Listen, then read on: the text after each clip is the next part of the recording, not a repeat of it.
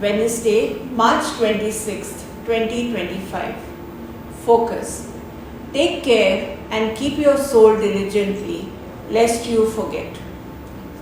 When consecrating our home to Mary, Help of Christians, we ask her to keep everyone safe and secure.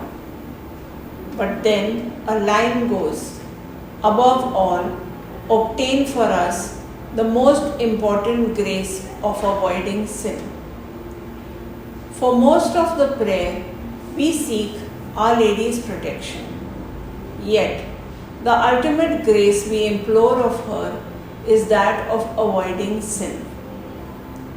Therefore, the onus of escaping sin lies with us.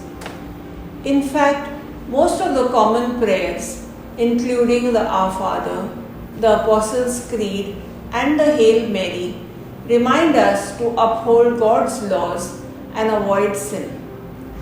As humans, we are imperfect and need His help constantly, not just for dispensing favors. The Israelites had escaped from Egypt and were awaiting entry into the promised land.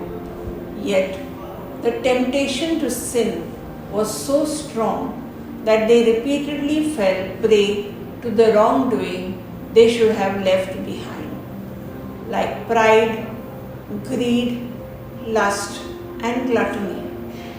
That is why God gave Moses the 10 Commandments to keep His people on the right path.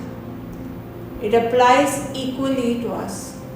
No matter how many times we receive God's grace, we need to be careful and preserve our soul diligently, never forgetting God and His ways.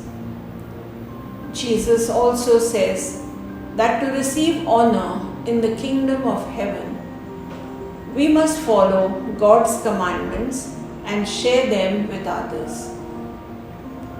Fruit. I will revisit the 10 Commandments and do an examen of conscience today.